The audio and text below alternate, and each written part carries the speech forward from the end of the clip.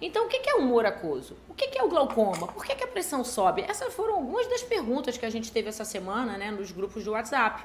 E é basicamente isso.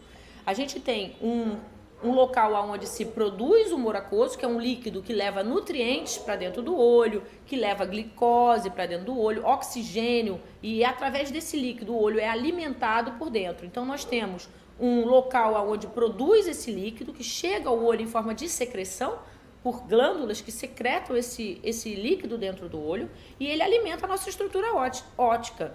Porém, ele tem que sair, ele entra e sai. E às vezes o canal por onde ele sai pode ter problemas e ele ter dificuldade de sair. Eu costumo dar um exemplo, eu vou tentar dar um exemplo prático para que vocês entendam. Eu costumo dar um exemplo, e a gente até fez alguns vídeos para exemplificar melhor ainda, que o glaucoma é como se fosse uma caixa d'água que enche demais e não tem um ladrão para drenar, então ela acaba transbordando. Então, para uma caixa d'água não transbordar, eu preciso ter água entrando e água saindo, água entrando e água saindo. Então, esse equilíbrio perfeito existe em olhos normais. Porém, em olhos que têm glaucoma, esse equilíbrio, em algum momento, começa a ser alterado por fatores fisiológicos. Então, o que é humor aquoso? O que é o glaucoma? Por que a pressão sobe? Essas foram algumas das perguntas que a gente teve essa semana, né, nos grupos de WhatsApp.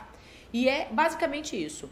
A gente tem um local onde se produz o humor aquoso, que é um líquido que leva nutrientes para dentro do olho, que leva glicose para dentro do olho, oxigênio, e através desse líquido o olho é alimentado por dentro. Então, nós temos um local onde produz esse líquido, que chega ao olho em forma de secreção, por glândulas que secretam esse líquido dentro do olho, e ele alimenta a nossa estrutura óptica.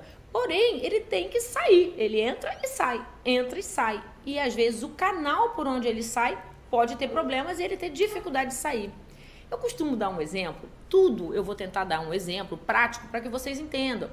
Eu costumo dar um exemplo, e a gente até fez alguns vídeos para exemplificar melhor ainda, que o glaucoma é como se fosse uma caixa d'água que enche demais e não tem um ladrão para drenar, então ela acaba transbordando. Então, para uma caixa d'água não transbordar, eu preciso ter água entrando e água saindo.